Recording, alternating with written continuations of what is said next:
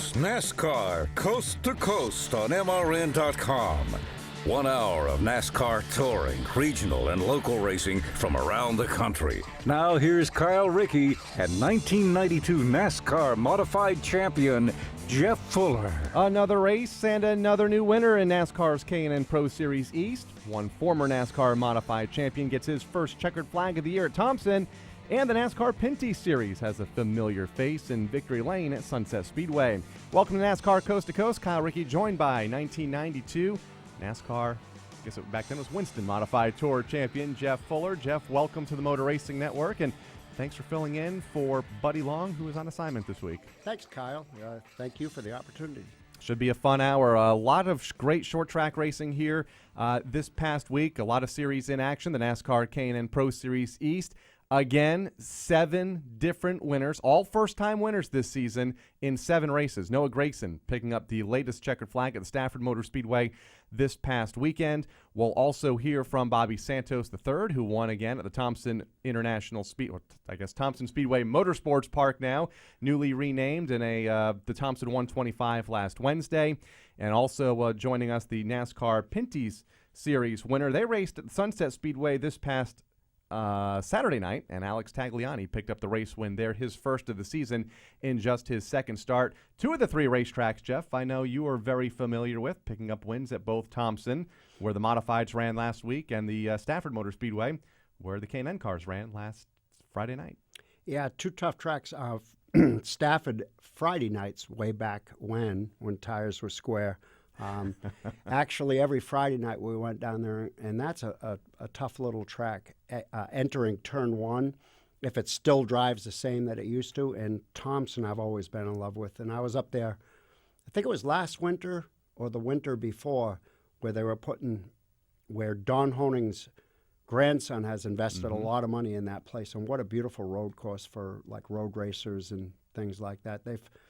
They have done some phenomenal stuff with Thompson Speedway. Yeah, Jonathan Honig taking the property and putting up garages, reconstructing the road course from the course that they ran back in the 60s and the 70s, and even extending it over into the clubhouse area.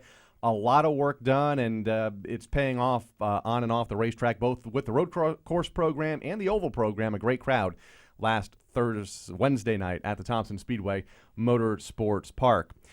You joined us a couple of weeks ago here on NASCAR Coast to Coast. I guess about maybe a month or 6 weeks ago. What have you been doing since your modified career ended several years ago? You moved down south. You ran a couple of seasons in the NASCAR Busch Series. Yeah. And in the last 7 or 8 years have done a lot with brakes, in which we are very familiar with here on NASCAR Coast to Coast and the Motor Racing Network. My oldest daughter graduated from App. She's a 2nd grade school teacher in West Charlotte, very poor part of town, but that's what she wanted to do. Jeff graduated from NC State. He's got a mechanical engineering degree and got a very good job, just got married like a year ago. And Tiffany's in her 2nd year at Chapel Hill down here. So about 7 years ago, I started a pressure washing business, and I've grown it a little bit too much right now, where I just do repeat customers. And the brake school. I schedule that around the brake schools because I really believe in that saving lives. Of course, the brake school, part of Doug Herbert's initiative that he started several years ago. And, of course, you can learn more about that every week on Straight Line with Doug Herbert and Marty Huff. We'll talk more about that as this show continues. I've been a Jeff Fuller fan for a long time. 20 years ago. Oh, boy. Check it out. Back before the NASCAR K&N Pro Series was the NASCAR K&N Pro Series, or is the K&N Pro Series. We had the NASCAR Busch North, the NASCAR Busch North Series. Right. And we were there, the Sunoco 500, back when the Modifieds used to run the 300 at Thompson, and then that went away for a couple of years. The Busch cars came in and ran 300 laps plus 2 other features of 100 laps in distance with the Pro Stocks and the late models. You won this race. That's a legit autograph right there, It is. Too. You really were a fan, weren't you? You can authenticate that, right? I'm dead serious. I mean, that is awesome. Yeah. What a beautiful car that was, too. JTG Doherty Racing, Todd Geschecter, I believe, owned that car. Yeah. That I still see the kid that originally came out for Sunoco and laid that car out where I'm probably shouldn't say this, but I thought that was the sharpest looking car, especially at night, the way that the yellow and all that stuck out. And like I say, I'm so glad that Sunoco out of Pennsylvania, Marcus Hook, Pennsylvania, they make all the race fuel and everything, and they're into it big. But yeah, that's awesome. I think you led about every lap. You remember much about that day? I think that was a couple weeks after we won the race at Bristol. My youngest daughter was born the night before we sat on the pole and won that race. She wanted to change her middle name to Bristol. But we do go, the very first time the modifieds ran, they ran the trucks on Wednesday night in the modifieds, and we sat in the aluminum bleachers up there. And when them modifieds fired off, it was like, dude, I mean, there wasn't a bad seat in the house. I'm fat, old, and lazy, so I was sitting in between 3 and 4 so I didn't have to turn my head. And the action that happens there, and the loud, the smell, and that, like I say, I mean, not driving anymore, I can see how people get addicted to NASCAR. I know it's been a number of years since you stepped out of the seat. Do you miss it? Do I miss? I'm not as competitive as I used to be, put it that way. When you get older, it's like, you know, you look at things differently, and when you get the weekends off, you learn to respect that more, right? You know, with your kids and this and that and blah blah blah. But yeah, of course you miss it. I don't think you ever want, you know, to say I know I could have done that better, or I could help this so much if, you know. But then you're going to be traveling again, and you're going to join the circus again. So I don't miss that part of it. And you guys ran a lot more back then. Right now, there's 15, 18 races. Back when the tour first started, it was up in the 30s, I believe, in 1985 when the series first came to be. I'll tell you what, we did and I'm not pushing brakes, but we did a school up there at Epping Dragway, which is like a mile from Star Speedway. Right. And in 85, what you're talking about, I think it was 83, Richie Evans, all these people used to come up there, and I was so young and didn't think anything could happen. Like, I was on fire, and we would beat these guys. And it was like, I stopped in there, and Bob Weber Sr. owns Star Speedway. His son Bobby is running it now, and he wanted to get his kid through the brake school and this and that. And here I was supposed to be doing brakes, and I just wanted to hang out at Star Speedway and remember all these things back in the early 80s that happened up there. That was really fun. A lot of great short tracks that hosted modified races over the years, and many of them still on the schedule. Good to see Waterford Speed Bowl come back on the schedule a couple of years ago. In fact, Bruce Beamer and Sean Monahan and that crew up at the Speed Bowl at the start of the 2015 season. I saw some video the other day from Sid DiMaggio, who's there every week. I don't say they've gutted the place, but you would never recognize the place from 2 years ago. Brand new concrete wall, brand new catch vents, brand new bathrooms, an incredible renovation project, and I think one of the racier racetracks up in the New England area. Waterford. I remember being there one time. Reggie Ruggiero was following me, and I think I was outside pole on a restart or whatever. They had somebody blew an oil, spread the speedy dry, sweep it up, whatever the case may be. We went down into turn one. I went in a little too deep, and he followed me, so both of us. But like I say, that track, a lot of tracks up there, all of them have got their little niches in this and that, and the more you run them, the better you get. But yeah, Waterford, yeah. They don't have safer barriers, do they? Not yet. Yeah. They're talking about it but down the road. That is nice, because you're right. It used to be like, yeah, Waterford, but now it's like Thompson. I mean, it's like, look at what they've done. That is awesome. Yeah, a lot of improvements going on, both Thompson and the Waterford Speed Bowl. So the Northeast is very healthy right now. Let's take a look at the results from the NASCAR modified race this past Wednesday night at the Thompson Speedway in Connecticut. A good, healthy field of cars, as it always is. Bobby Santos picking up the win. He'll join us here on the show in a little bit. Max Zachem, his career best finish in the second spot. In fact, he was leading at the white flag before Santos made the pass. Matt Swanson finished in third, another career best. Patrick Emmerling fourth. Jeff Goodale rounding out the top five. Ryan Preece came back up through the field late after a mid-race wreck to finish in sixth. Then went to the Iowa Speedway to run the NASCAR Xfinity Series race. Rowan Pennick finished seventh, Brandon Bach eighth, Jimmy Blewett ninth, and Ken Hagee rounding out the top 10. The Modified's next race this Saturday night at the Riverhead Raceway on Long Island in New York. Stafford Speedway was also in action this past weekend. Their local modifieds ran on Friday night. Eric Burnt picked up his very first win of the season. Noah Gregson also picked up his first win in the NASCAR K&N Pro Series East, the first time in 7 years that series raced at the Stafford Motor Speedway. We'll talk with Noah Gregson after the break. NASCAR Coast to Coast will be right back on MRN.com.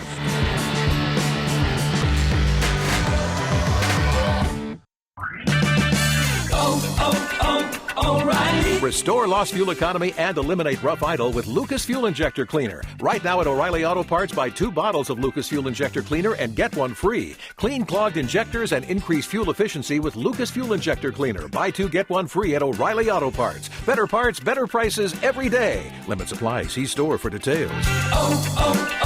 O'Reilly Auto Parts.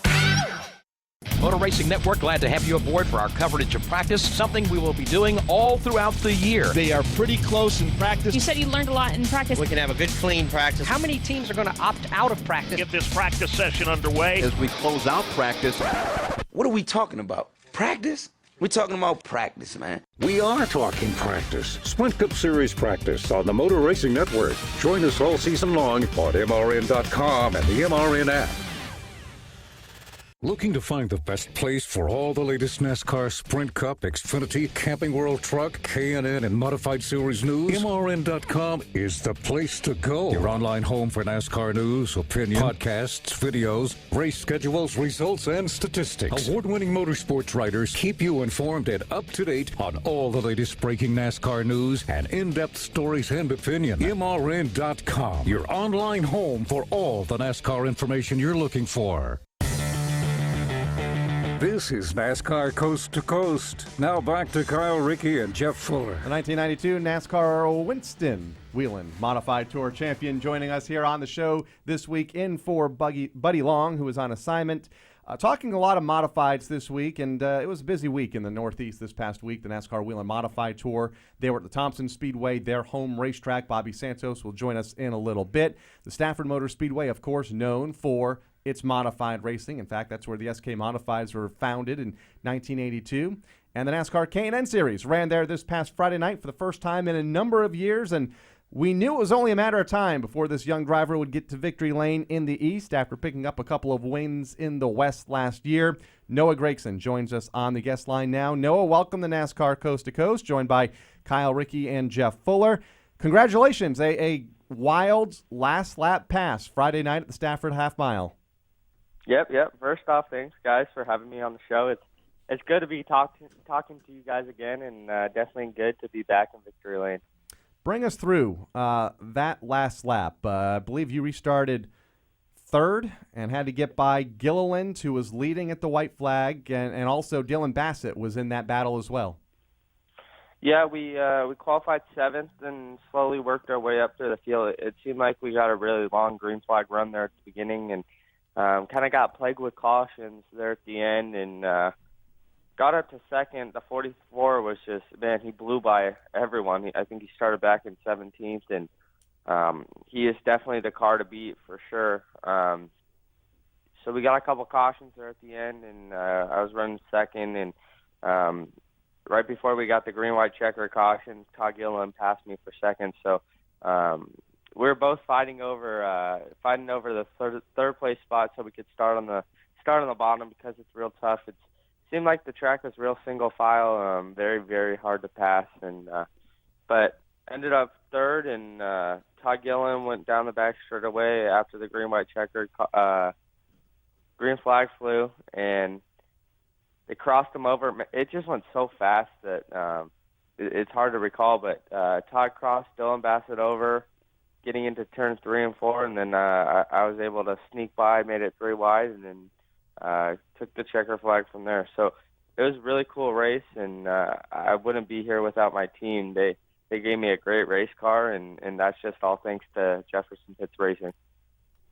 Noah, Jeff Fuller, Yep. How are you? Good, how are you? I'm doing fine. How old are you?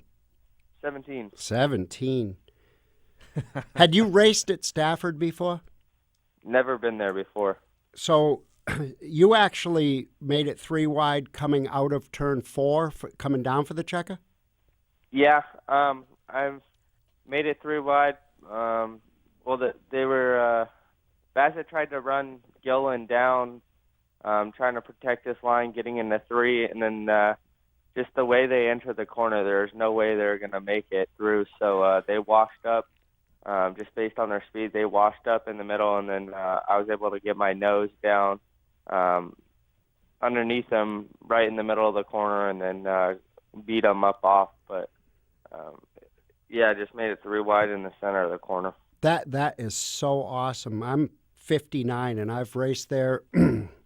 I've been racing since I was 15. But anyway, to go to a track like Stafford for the very first time and have, at 17, to have the sense to do what you did. Usually at Stafford, the way that I recall is coming down the front stretch, you go by the start-finish line, you can actually hang your tires maybe a little bit even in the dirt going into 1 and push them up a little bit high, but congratulations on that. I wish I would have been there and saw that. That's a tough little track to get around.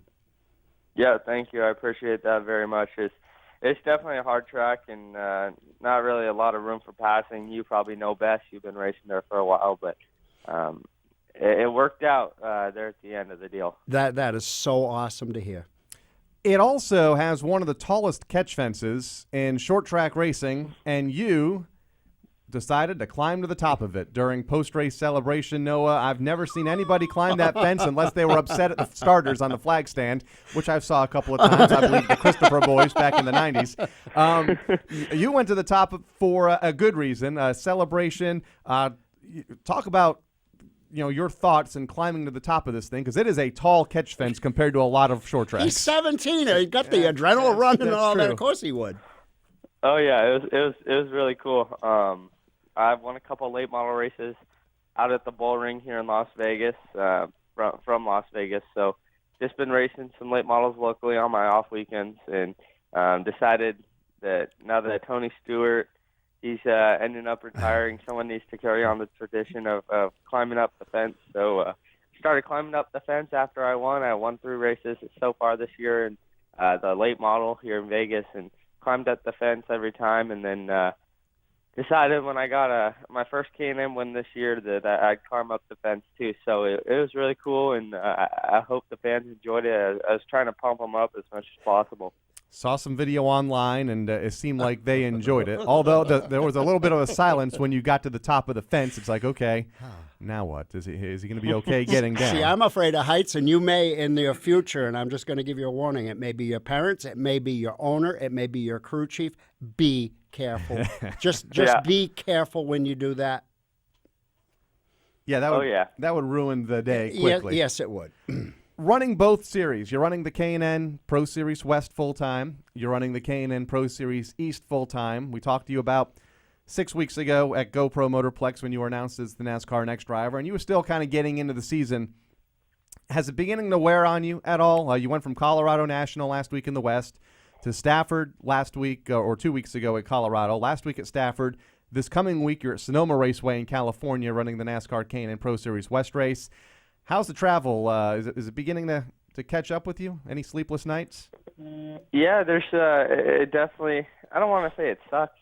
These long plane rides, 4 or 5 hours back east and then back west, but it's for the good cause. I'm going to do what I love, and just first off, I'm so fortunate and so thankful to have the opportunity to run in the NASCAR K&N Pro Series East and West full time. It's a blessing. It's a dream come true, and it's so awesome having this opportunity, and definitely trying to make the best of it.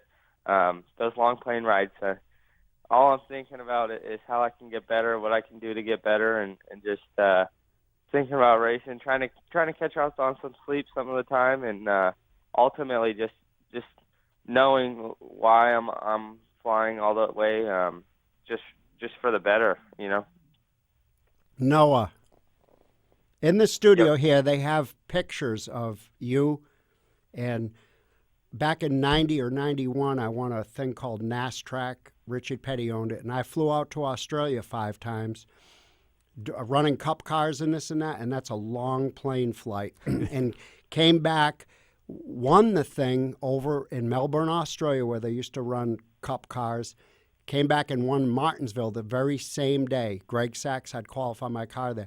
Do all the traveling. You're doing right. You come across so well. You really do, and your heart's in the right place. This traveling is going to be a piece of cake at your age. Yeah, I have ADD, so I kind of get bored on the airplane. What race car driver doesn't? So yeah, I guess all race cars have it, but so I kind of get bored. I gotta find something to do, watch a movie, just study some film. Thankfully, Southwest has a new deal where they have Wi-Fi on the plane, so I could go on YouTube and watch some videos of races or whatnot. So that seems to keep me occupied. Oh, how did we ever live without Wi-Fi at the racetrack? I know, really. You have one prior start at Sonoma Raceway, and that's where you had this weekend. Any reviewing of last year's race in preparation of this weekend? Did well there last year in your first start at that tricky road course, finishing 7th. Oh man, I'm so pumped up to go to Sonoma. It's I've had it circled on my calendar the whole year. I love road course racing. We went to VIR earlier this year for the K&N East Series and led 6 laps, I think. And I feel like we would have been one of the guys to beat if the fuel pump didn't break there in the late stages of the race. So we definitely had speed. Those guys knew we were there, and man, I love road course racing. It's so much fun just dancing with the car. I've been playing iRacing with my teammate Gragson on there. We've been doing some cup cars at Sonoma Raceway, just trying to prepare, watching videos, and talking to my spotter Brendan McReynolds. He ran in the top 3 all day there at Sonoma last year, so we had a pretty good run. We ran 4th for part of the day, so it's a lot of fun racing on that road course, and I'm really excited to get back there. And hopefully, I'm pumped up. I really want to get back there and see what we could do with the race car and see if we can win the thing. Jeff, back in 1992, let's see, no YouTube, no iRacing. How did you prep going to these racetracks? Duke Southern had a book, and this is many, many years ago. I went down and I read a book about suspension, and I hate reading. I really do. I couldn't wait to graduate from high school, did want no part of college, just always dreamed about racing. That's how I did my time, is learning. But I'll tell you, with these kids today, the iRacing, I know so many people that get, how do you get around Darlington? What do you do here at Bristol? What is it? Guys are racing modifieds at Thompson and all these places where the modifieds race. And I think he's on the right track. At least he's thinking and dreaming racing, and that's what you need to do at that age. NASCAR thinks he's on the right track, too. Last time we talked to you, Noah, you were announced to be a part of the new NASCAR Next program for 2016. Good deal. Yeah, great deal. You're the 4th different winner, I believe, in the last 4 weeks that is a part of that program. You know, how's it feel for you to be a part of a class with such talented drivers from not only across the country, but we have Alain Day in Europe as part of the class. We also have some drivers up in the NASCAR Pinty Series a part of this class. A very talented young, it's the future of the sport, and you're a part of it. Oh yeah, it's an unbelievable honor to be a part of a group with guys like you said in the United States and the rest of the world. Matter of fact, Alain Day, like you said, Gary Clute, they're from Canada and Tel Aviv, Israel. So it's really cool to interact with different people that I would never even would have talked to if it wasn't for the NASCAR Next deal. So it's really cool. You got guys like Ty Majeski, probably one of the best super late model drivers in the country right now. Definitely one of the top guys. Xfinity drivers like Matt Tift. And it just ranges across the board. It's really cool, and it's a really awesome opportunity to be able to I became friends with these guys and girls. Julia Landauer's in the program too. So just being able to interact with them, help each other on and off the racetrack is a big part of it, and they're definitely helping with a bunch of off-track stuff. So it's a cool opportunity, and I'm making the best of it. It's fun being with all those guys. We like to mess around when the time's right, and definitely get business done when the time's right as well. But just just really learning is the biggest thing for me this year, and I'm making the best of it. And got business done last Friday night at the Stafford Motor Speedway, winning the Stafford 150 for the NASCAR K&N Pro Series East. Noah, it's been fun watching your career unfold here the last couple of years, and no doubt it's just getting started. Best of luck to you this weekend at Sonoma, and I guess we'll see you in a couple of weeks when the East Series is at the New Hampshire Motor Speedway up in Loudoun, New Hampshire.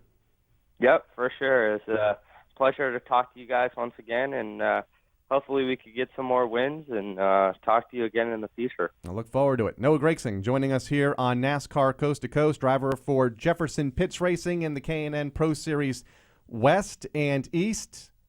I mean, we've seen some modified drivers try to pull double duty at Thompson and Stafford. He's trying to do it on both sides of the coast all year long. I believe 32 races total.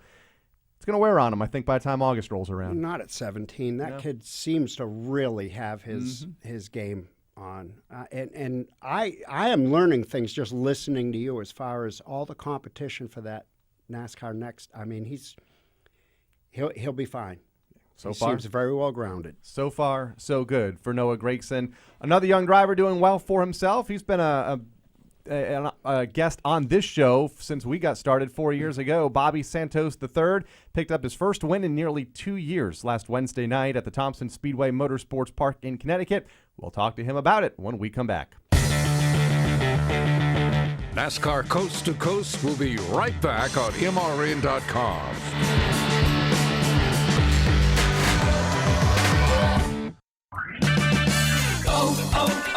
O'Reilly. Restore lost fuel economy and eliminate rough idle with Lucas Fuel Injector Cleaner. Right now at O'Reilly Auto Parts, buy 2 bottles of Lucas Fuel Injector Cleaner and get one free. Clean clogged injectors and increase fuel efficiency with Lucas Fuel Injector Cleaner. Buy 2, get 1 free at O'Reilly Auto Parts. Better parts, better prices every day. Limit supply. See store for details. O'Reilly Auto Parts. If you haven't checked out MRN.com's exclusive online programming, you've missed a lot. MRN Motorsports Monday. Review and preview the NASCAR weekends. Winged Nation Talk, Winged Sprint Cars. The latest from the NHRA. On the straight line. Dirt, late model, modified, and big block modified talk. Slinging dirt. NASCAR Regional, Local, and International Series on NASCAR Coast to Coast. Exclusive, original online motorsports talk on MRN.com. Stay up to date with the latest news from the NASCAR Garage weekdays on NASCAR Today, midday. We can enhance the fans' experience, and I think that's what we really need to zero in on and provide. Hear from the drivers and teams as they chase the 2016 championship trophy. Change is good in our sport. It re-energizes people, makes everybody, step up to the plate, so to speak. NASCAR Today, midday, weekdays on the Motor Racing Network, your source for NASCAR news.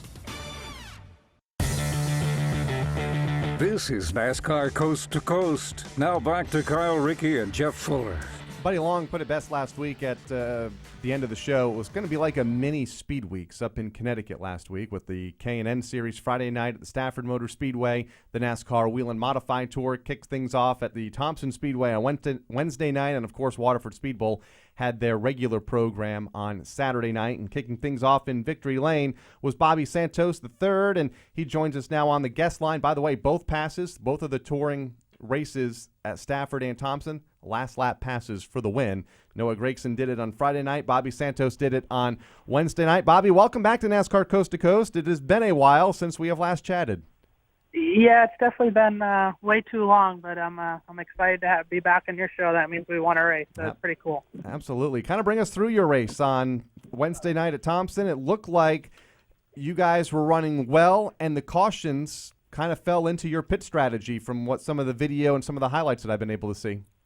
Yeah, we it was actually a struggle to start the race. We had a wheel issue, and kind of forced us into the strategy that we ended up taking, and the way the cautions fell, it ended up being a benefit for us. So we put us in position to make the last lap pass for the win. Isn't that awesome when something like that can happen, where even if you've got the fastest car and everything's feeling good, do me a favor and explain to people how important it is to keep the tires on the car. On these modifieds, you can wear the tires out so easily. It's it's huge to to maintain your tires and have some tire under you for the end of the race. Definitely the open wheel cars, I think that's more important than some other divisions for sure. Knowing how that race was playing out, a lot of cautions there toward the end. And we probably expected, and we ultimately got a caution on the last lap. I mean, how important was it for you, once you saw the white flag, to get by Max as quick as possible, just in case the caution flag came out, knowing that if the caution came out in turn 2, the race was over in turn 2 with whoever was at the front of the field at that time? I really wasn't even thinking of another caution, which obviously I should have been, because another one did come out after I got in the lead. But I was just excited that we were on fourth on a green white checker. As well as both of you guys know that the outside's the advantage at Thompson, and being in fourth on that final restart just put us in a good spot to make a run to get into second and have a shot at a last lap pass. That is so. I heard, I forgot who it was. Somebody had a problem shifting. Did you hear that? I think Patrick Emmerling yes. had a transmission problem. I think he was stuck in high gear. So I think there was one restart. I was behind him, which didn't help me out. So, like I said, I guess the very last restart when I was in fourth behind Max, that was definitely the preferred line. Yeah, and like I say, everybody's like, oh, you got to be good to do this. Every race, you got to have a little bit of luck on your side. Mm-hmm. And another question for you, Bobby Santos. Robbie Fuller was there. Did he seem to help out, or was he a hindrance? Yeah, no, it's been pretty good this year. We switched to the LFR chassis, which is built by Robbie and down in Charlotte, and they've been a great help to our team. It's been a boost for us and given us great race cars, and just the technology that Robbie's got behind him and his company has been a boost for our team, and it was pretty cool to get our first win with LFR and get one with Robbie, because he's been getting his share with the two teams. So we were getting a little jealous that we need to get in victory lane with him once. Yeah, Doug Colby has won a lot with Mm-hmm. LFR cars, and we all know Bobby has got the talent. And like I say, I mean, when I heard this, it's like, man, you got to have the right car. You've got to take care of your tires and respect those tires and know when to go and when to not ride. You're never riding in any division in NASCAR, but and Bobby's got enough experience to realize that. And Thompson's so fun to drive, isn't it? Yeah, Thompson's awesome. I mean, we modified guys, we all love going to Thompson. It's definitely one of our favorite places. There, like you said, I think there isn't like no riding anymore. Like I guess you used to see back in the old days where you could, ride. You're definitely racing the entire race, but there's definitely a fine line between racing and then really picking up the program where you gotta use up every bit of your tires and put yourself where you need to be at the end of the race. Your Tenio Motorsports team, as you mentioned, going to the LFR chassis this season. Is that what the team needed? It's hard to believe in doing the notes coming into the show that it's been almost 2 years since you last went to victory lane. Is that the boost the 44 bunch needed for 2016? 2015 was a struggle all the way around. I really can't point the finger in any one direction. We just nothing changed as far as our team go. We still had Troyer cars. We still had Billy the Kid Motors. We still had all the same people. Nothing changed. We were just missing something all of 2015. So coming into 16, we figured, we'll give, totally switch things up, try to re-energize everybody and switch to the LFR cars. And it definitely worked this winter as far as, got everyone excited again and got us to where, we felt we needed to be. And then to start this year, things didn't go well. I mean, we had some rear end problems, ignition problems, and we were back in the slump that we were in last year to start this year, and we're like, oh man, we switched chassis and everything else, and we're still not performing. So to finally have a race where we did a good job as a team, the car handled excellent. The motor ran excellent, and we finally got ourselves back in victory lane, where I think it's kind of gonna break the streak of bad luck, and we're gonna start running the way we plan to and are supposed to with the new LFR car. How frustrating is that as a driver? When you know that everybody's excited, but there's just something that you can't do. I had years like that. You're gonna have years like that. How frustrating is it for you, not knowing that you can get the job done and something breaks or something stupid happens? Oh, it's been miserable. It's been so tough. I mean, and then you begin to doubt yourself. I mean, yep. And it created. I mean, no matter how hard it is, no matter how good of a team you are, and how good everyone gets along, it creates tension.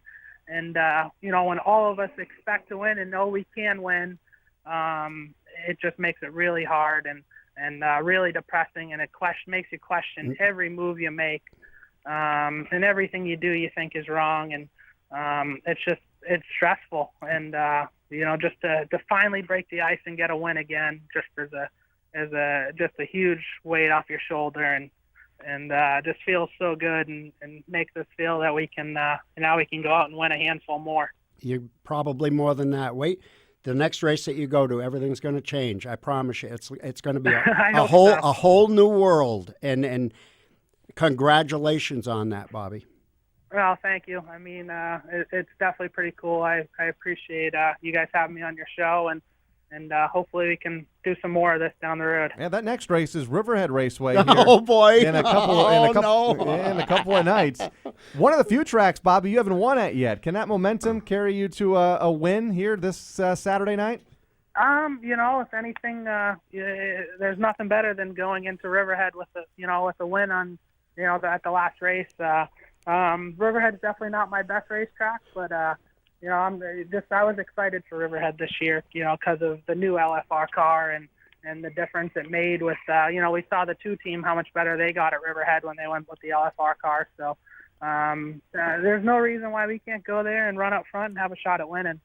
I'm excited everywhere we're going to go the rest of the year, from Riverhead to, I can't wait for Loudon and Bristol. I mean, those are 2 of my favorites already. So I'm excited for the entire schedule from here on out. I can't wait for Loudon and Bristol either, because I get to be there for those events. I've gone to Bristol and watched you guys, and even being a fan in the stands with them aluminum seats, everything vibrating, there's not a bad seat there.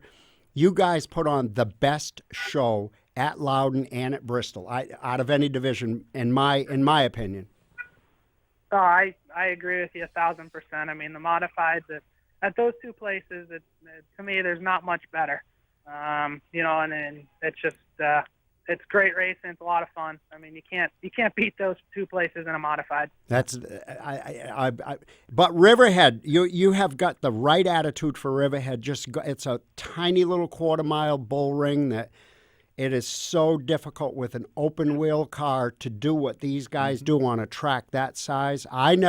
My brother Rickey, I think, won there. We were going to finish. You finished second there to him. Yeah, did I? Yeah, you did. Finally finished second. But Riverhead is such a hard track, and you've got the right attitude.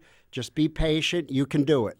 Yeah, cool. Thank you. No, I definitely think we can. We're definitely going there at a good time for our team, so there's no reason why we can't win up there. Final question for you, Bobby. Outside of the modified world, how much other racing are you doing this year? I know in years past you've done a lot of stuff on the USAC side of things with sprint cars and Silver Crown cars and midgets.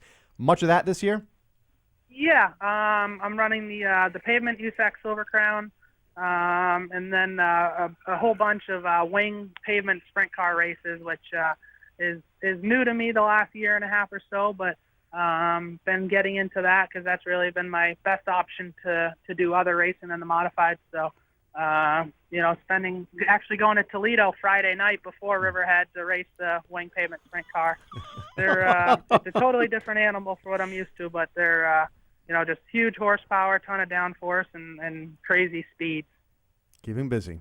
Oh, boy. As much like most of the guys up in the Northeast, it seems like. Bobby, thanks for joining us here on the show. Congratulations again on the win, finally getting that monkey off your back. First win in 2 years at Thompson, and we'll see you in a couple of weeks at the Magic Mile. No, it's I appreciate you guys having me on with two of New England's best. So pretty cool. Thanks, guys. Bobby, hey, good luck, man. Thank you. Bobby Santos joining us here again, picking up the win. A last lap pass on Max Zackham, Matt Swanson, Patrick Emmerling, and Jeff Goodale, the top 5. Ryan Preece, Rowan Pennick, Brendan Bach, Jimmy Blewett, Doug Kobe, the top 10. The other good thing I like about the modifieds, the car counts have never really gone away. Still a good, solid 30 cars last week at Thompson. It's NASCAR's oldest and fastest division. I mean, when you get somebody out of a modified, like I was just saying with Bobby, you've got fenders on a truck or a K&N car or a Cup car or Xfinity. You've got fenders. I honestly think it makes drivers so much better to respect with open wheel first and then move up. And there's so much talent in this division. I'm just glad that, that it keeps on going as healthy as it is. And I think it's affordable. You look at the Busch North Series from 20 years ago to what it is now with K&N and how it has evolved, and the cost has gone up. Haven't seen a whole lot of that in the modifieds, which I think is a good thing, and which is why we're seeing these healthy fields every week. Me too. And like I say, I mean, everything with NASCAR too, this next gen, all this stuff is, you can look at it one side or the other. I look at it as very good for the opportunity. I don't care if you've had that phone in your hand since you were doing Dukers in your diaper. You've got, you've got the access. If this is really what you want to do, it consumes a lot of your time. Absolutely. One driver that has been busy this season up in Canada, the NASCAR Pinty Series, went to Victory Lane this past weekend at the Sunset Speedway, a great short track up in Canada, and Alex Tagliani will join us to talk about his race win, first of the season, after the break. NASCAR Coast to Coast will be right back on MRN.com.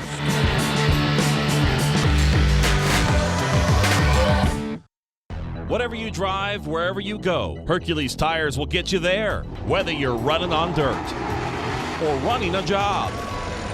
Our dependable, high-quality tires are the perfect fit for your needs. For unmatched value, selection, and warranty with industry-leading road hazard protection, there's only one choice: Hercules Tires. To learn more, visit HerculesTire.com or call 800-677-9535. Hercules Tires, right on our strength. Before you set your fantasy racing lineup, check in with our experts to get the inside line on who's fast and who's last entering the race weekend. Robbie Mays and Tyler Burnett take you inside the facts, stats, and latest news from the track so you have everything you need to set your team and win the weekend. Log on to MRN.com and enter the Media Center every Friday. It's the inside line on demand and only on the Motor Racing Network. Join the Motor Racing Network every Tuesday night for NASCAR Live. Get the latest news and exclusive interviews from the biggest names in the sport. One thing, don't take yourself too seriously. Don't worry about people judging and just... Hear the thoughts and opinions from NASCAR insiders. Look at what he's been able to do with the Wood Brothers since they returned to full-time competition this year. Now, obviously... It's NASCAR Live every Tuesday evening at 7 Eastern on the Motor Racing Network. This is NASCAR K&N Pro Series driver Spencer Davis, and you're listening to NASCAR Coast to Coast on MRN.com. Now back. Welcome back to NASCAR Coast to Coast here on the Motor Racing Network. Kyle Rickey, Jeff Fuller with you here on this Wednesday afternoon. Going to talk about the Sunset Speedway now up in Ontario, Canada. A big weekend for that racetrack. Travis Halliburton and Caden Lapsevich picked up the twin late model feature wins, and Division I title contender that we have followed in the last year or so, Taylor Holdaway, that is, finished 4th and 2nd. They next race on July 2nd. Joining the NASCAR Whelen All-American Series divisions this past weekend, the NASCAR Pinty Series and the Leland's 300 presented by Dickies, and Alex Tagliani was there to pick up the win, his second consecutive win at the Sunset Speedway. Alex, it seems like you have that racetrack figured out, at least here in the last couple of seasons. It was really good, and obviously the the EpiPen 18 car was fast. Team effort. It's I said that before. It's a pretty tough track. I mean, it's a track that has a lot of tire deg, and the way you qualify makes you feel good because you're on really good rubber right away, and then 10 laps or 15 laps into the run, the weakness of the car comes out. And a lot of the guys are going backwards in no time. So I've been fortunate to drive a good car, a car that is not so bad on tires. Last year we had so much green flag run that we were able to dominate quite a bit. This time we had more cautions and restarts, but nevertheless, when you have a car that seems to be underneath you when the tires get bad, it's a lot easier to navigate around guys. That's a 3rd mile track. Jeff Fuller, Alex, how you doing? Good. You? Good. How much of a bank is on that track? It's a 3rd mile, correct? Yeah. I don't know the banking. It's quite high for us. Obviously, there's a lot flatter track than that in the season. But that one with Riverside are the 2 ones that have the highest banking angle. But I don't know the exact number. Mm-hmm. But a lot of tire conference. I don't care where you start. You still got to know what you're driving. So you must have done a great job doing that. Well, I think the track is really raceable, right? It's there's a lot of tracks where there's one groove, and no matter what your pace is, people are trying to stay in the groove. So if 10's quicker than the guy, he's basically blocking you. So you have to move him around to go by, and then it creates a lot more animosity on the racetrack and more incidents. But that racetrack, because of the nature of it, there's more room to race. So someone is in the middle, you can go low. Someone is low, you can go high. And at some point, what it does is it allows you to race more and creates longer runs on the green without having caution, and then managing your tires and your stuff for making your car fast over a longer period of time comes in play. So all those things together. But you still, you could be a good driver, but if you jump into a car that burns the tire in 10 laps, you're gonna go backwards as everybody else. I hear what you're saying. What I was just gonna say to you, you said that you could be a 10th quicker and maybe have to use the bumper on the guy or whatever. I swear to you, I've been at tracks where I was 2/10 quicker than a guy, and you would still have to do that. So if the track is a track that you can, where you always hear these guys, well, we're going to search around, we're going to find another groove. Sometimes it's a little bit leery going to the outside where the speedy dry or rubber will bounce off the wall. It's grayer, there may be grip. Sometimes there's grip underneath or whatever, but you can literally at some tracks, I think, be 2/10 quicker and still time it right as a driver to do what he's got to do. And obviously you did that. Yeah, I don't know. I'm not too much of a bumper type guy for some reason. I've learned the hard way quite a bit. Sometimes you might have to be, but you really don't want to do that. Yeah. I've been racing on road course, for a few years now in the Penske car, and I said, originally to Roger and Tim when I would start driving the car, I said, I don't want to have a target on my back. I don't want to create, any enemies. I'm only a one-time guy, or sometime twice. I just want to respect everybody that's out there for a championship, and hopefully it's gonna, they're gonna return the favor. Sometimes it doesn't work, but on short tracks like that, it's good to get, the people in front of you to know that you're a bit quicker.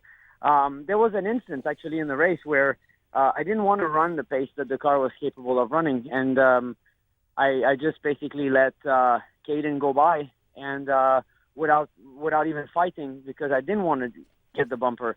And it was early in the race, and then we ran together for some time, and I start realizing that those 2 cars were going to be the 2 cars to beat in the night. So, I kept going, did my thing. There's ways of doing it, and sometimes it's frustrating because the track requires that. But like you say, you could be 2/10 and even 3 sometimes. Right. But when there's only one lane, it's so difficult, to be creative and to make passes. While this one, that's why I really enjoy it, because you don't have to do it. There's so many lanes that you could use, and you could be so creative to make passes, and it makes a really good show for everybody. Kyle and I were talking before the show. We were watching the road course that you were on and a year or two ago or whatever. The people that need to know that you've got the experience and they respect what you just said. Trust me, as a driver. Go ahead. I'm sorry. You're good. And you mentioned Caden led a bunch of laps, 128 laps to your 161. I was getting reports midway through the event that Caden may be burning his tires up. Obviously, a young driver out in front, maybe I think for the first time in his career in a NASCAR Pinty Series race. Do you think that's exactly what happened? Just used up the equipment too early in the event? I'm not sure. I mean, it's easy to point that right away when you see the pace that he wanted to run. But I think unless you're really in his car and, find out the behavior, the characteristic, it's tough to make a comment like that. If I would be able to try it and know what was the characteristic of his car, then I would be able to answer a little bit more accurately. I think if the car is loose and it's getting looser and you keep pushing it, I mean, then you're basically, playing with your luck there. If the car has a bit of push, the track gets looser. So if the car has push, then it's fine to drive with a tighter car, because it's going to get looser and looser and looser for some reason. The rear tires are not able to stay underneath you. So, overdriving a car that is a bit tight is not going to be as damageable as driving a car that is a bit loose. I agree, because it's going to get looser, 1,000%. and that's when you could go backwards in no time. And to recuperate the tires underneath you, it's more than a caution. It will take a tire change basically. They don't allow you to qualify and then change your setup. It's an impound race, correct? Correct. Right, Yeah. because if you could, like in the olden days, put your qualifying setup and make it loose as fast. Ask anybody, loose as fast. Try driving at 50 or 100 laps into that. Your talent runs out real quick. I totally agree. And we had that discussion, Tyler Case, the crew chief, and Scott, we were discussing, and we tried a track bar adjustment, in the last 5 minutes of the practice, and it made the car turn quite well. I mean, we were 0.09 of a second, behind P1, and we were sitting fifth. But I just didn't really feel that was going to be the setup for, 150 laps or so of green flag run. So we turned that down a notch, and it hurt us our qualifying for sure. I mean, we qualified 10th. We had a bunch. The car was really tight. But I think it was the right move to be competitive on the long run. It was your first race of the season of the two that have been run in the NASCAR Pinty Series. What's the rest of your schedule look like for this year, and will you be at the Autodrome Chaudier this weekend for the makeup race from a few weeks ago? Yes. Leaving tomorrow to go there. Another short track with a fair amount of banking, but unfortunately, it only comes in the last 50 laps there that you can run side by side. So I wish that we would be able to put more rubber, during the day, and it would be a side by side run for 300 laps. That could be cool. All the other races might miss, few. I have like 3 races in Europe in the Mercedes GT car, and looking forward to do some Camping World and maybe some Xfinity. I'm working on it. It's not easy, but I always try to put 1 or 2 races in there during the season to add that to the schedule. Hey, Alex, when you just made a comment that for my whole life, have you been with your crew chief for quite a while where you don't even have to explain how loose or how tight the car is, he just knows from your voice? Yeah, I've been with him 3 years, so I think I think he knows. I mean, just the way I feel. I mean, he knows like if it's a 5, he knows it's really loose, and depending on even how you say it, he will understand that you could live with it. I think the more you are with him, the more the body language and the voice he's picking up, how good or how bad the car is. That's exactly the way that I was. In my heyday, if it was a 6, he knew it was tight enough, or a 6.5. If it was a 4.5, he knew automatically, abort the mission, bring him back in here, and get it right. And what you just said is quite important, because sometimes that's also what causes problems, because there's a lot of uncertainties in racing. Like exactly that point when we were sitting after practice, we were sitting on the edge of the trailer and we were talking, and my uncertainty, my lack of confidence in the car, he just felt that I was not sure enough to stay with it, and he went back to a tighter car. So it sometimes when you are not spending a lot of time with your crew chief, or the continuity with him is not there, these type of small little details, they could cost you, because you might read it as, well, car's fine. I mean, we're P5, like 900s from P1, so we should leave it. But I think the longer you work with someone, the longer they pick up your language of what the car is, and that's how we can reduce small little mistakes that could cost us a good race. That's exactly right. Hey, Alex, best of luck. Great job. Don't change anything. Thank you so much, guys. Alex Tagliani joining us, the winner of the NASCAR Pinty Series this past weekend at Sunset Speedway up in Canada. Back to wrap things up on this edition of NASCAR Coast to Coast after the break. NASCAR Coast to Coast will be right back on MRN.com.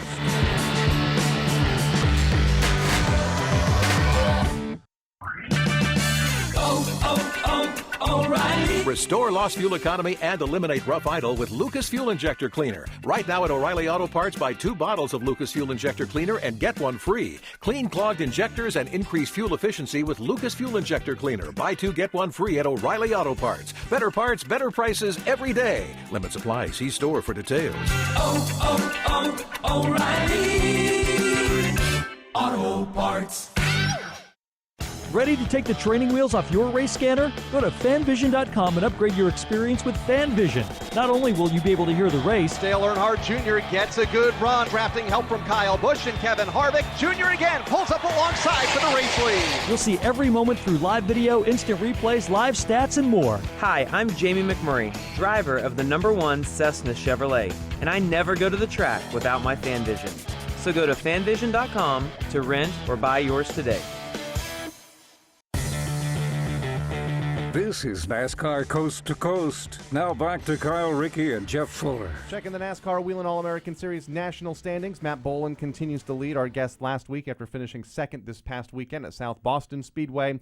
Chase Purdy, second in the championship standings after getting a win and a fourth at Twin Features at Myrtle Beach Speedway in South Carolina.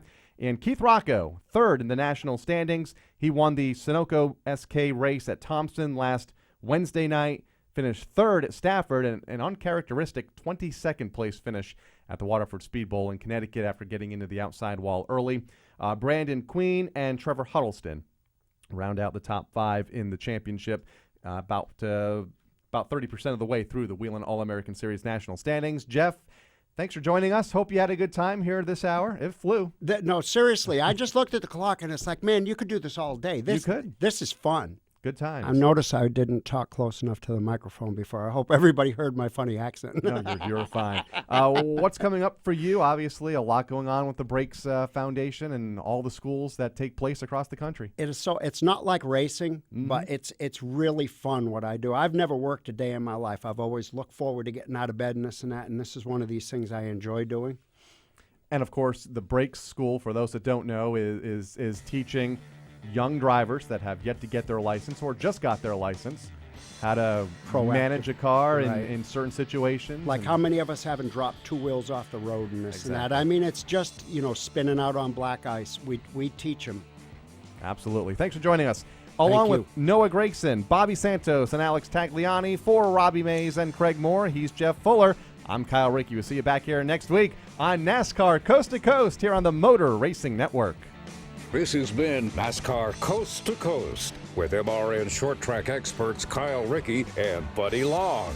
Tune in next Wednesday at noon at MRN.com for more talk from NASCAR home tracks and touring series. NASCAR Coast to Coast is also available on demand in the MRN.com Media Center or download from iTunes or Stitcher. NASCAR Coast to Coast is a production of the Motor Racing Network. All rights reserved.